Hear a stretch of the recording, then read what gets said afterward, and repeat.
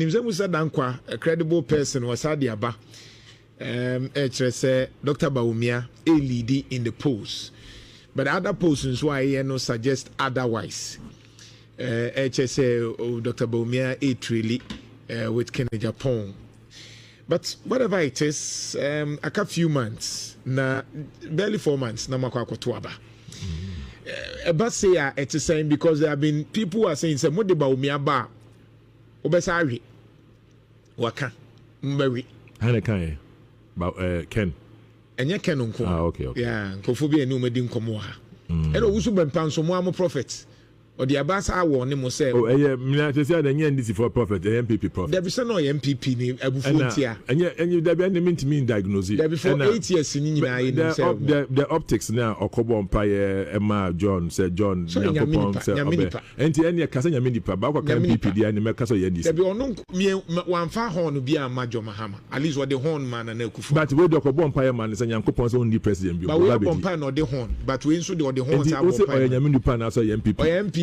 Oh, only MPP ba o dey make us o NDC ti o ye home film ba o ye MPP do dey make us o NDC obompai bebre mamo but o say mo de Bawumia ba obelusu eno oka no after election na before election say enre ya de oka ye na trending no there be tie ni ye the enre the trending no a o mo de chem sesi ya no o say na o say NDC for to me conform Sena anano MPP for lose election cause we dey abedi chibi be lose election. We dey want to repeat. Mesa ball no atro. Okay, obetimi asanso abo. Ma ball no atro. No uti na ate. Why clear say ma won no mo. Say mo. Entino sena oye last election no. Ono ye oka say Bawumia enwini. But John Mahama ebe wini. So ati ase. So no a. And ono aso be ka say skills says here NDC for almost skill almost 2 million a form. So I say good. And at start of the year never started no. On one to say a can a baby in yeah, and let me start of the year. Owusu Bempeh also can a baby in and at the end of the day, ye call a comebana and this year call. Enti ye kona se ye bedu ho no mo a ye adwuma so na obo empire na so ye boy ye enti ne kakra bi MPP for musumuntie mo de MPP listen to your prophetic word MPP mistake amoye ni bre bi atwa mu no you see the mistake mo san head towards the same mistake mo ahwe am so mo better opposition sa na mo da so te wo now the mistake you did some time ago you are still committing the same mistake. And if you are not careful, you remain in opposition. Semunim namo kofa nia enya nyame choice. Namo for so di nia enya nyame choice ba. I say MVP. Munim namo ko ye. Vice President who asema na say unim na okofa the enya nyame choice na ko ye we dey. Mistake na Dr. Bawumia. Me okay ka bom ye. Se benya tete. Omo jini na jini di mama hasa mama yen koso na nye ye. Me come presby sorry. Okay. Bom haye wi Nyankopon o ma me the direction. Direction Dr. Bawumia. Me kwa na me win. Na Dr. Bawumia na o win. About we ono na ebe win he. Oko eye clear even Musa Dankwa, you have always seen me. I'm not for him. They we are me bashino. Me so and then me man any credibility to his proofs. But the other by two hobby and a year against Bawumia. And then on echo ye be by no or say Ghana for voters. Omo check here, omo person mo bet me to Abama or more Ghana. 57% is say omo bet to ama Bawumia. But what I say, and now 27 say 29. Some betu amaken ene ye Ghana for ena ono a Musa Dankwa ya eya mukotu ni ono a osan so eba MPP for aba ye kokoto no ena o say MPP for ekoto no omo check ye no 47%. Musa Dankwa ya na ono aba February March ho no mo e ka say Bawumia obelusu ono a na ba ye no ka say Ghana for mpe Bawumia after 8 months minimum dey assessment Musa Dankwa ya ena all kasa die we enti ye de ane se ye ejuma ye boy empire ye tu ya namo ye ejuma pato ati ase good ena professor ewo Ghana ha say it no enye ba akopɛ na ewo ho ena Nyankopon o say o reveal in parts or reveal the in parts. The same on who ni part no. Sana ebisu who omo part. Omo ka say Bawumia be winning. And also so no in prophets bebree aba out e kasa.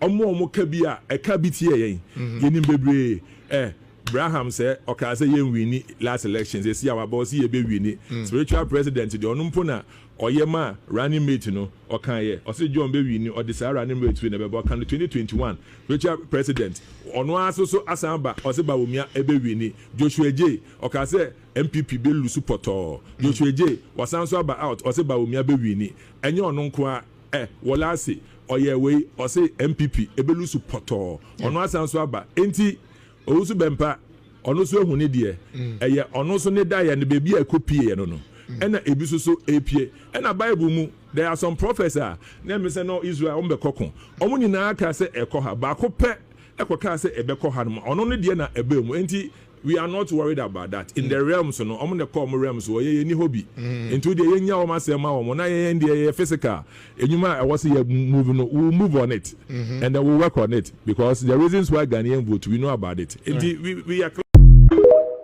say every year bia no so no baba ye president ya obe o contract ya esom America sika no $1 billion na ba mi aka tere ne say political party enye baakofo na ye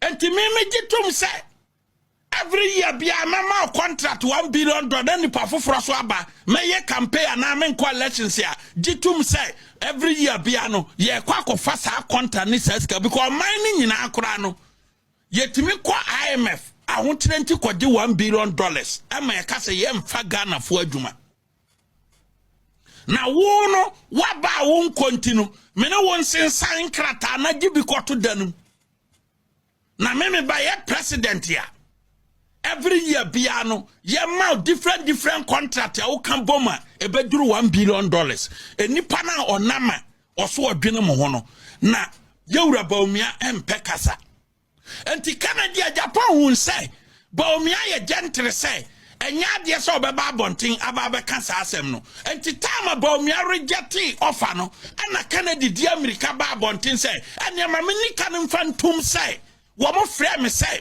menye bribe $800 million sana asem ne tie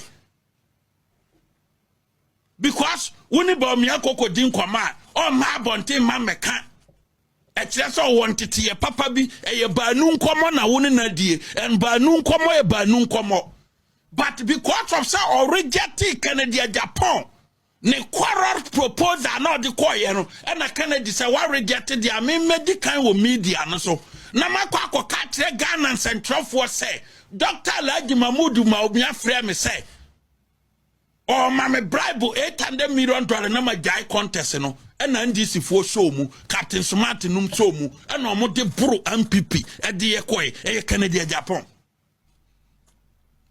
owie ye and NDC for say MPP for binum tonsase enye nokore na Canada Japan akogina Kumasi no de gu asense boache and former chief justice anim ye boa so say wo mo wia aban sase afede yekoye nhwehwemu a besi nne na niwuo ontime apologize ye Canada Japan for you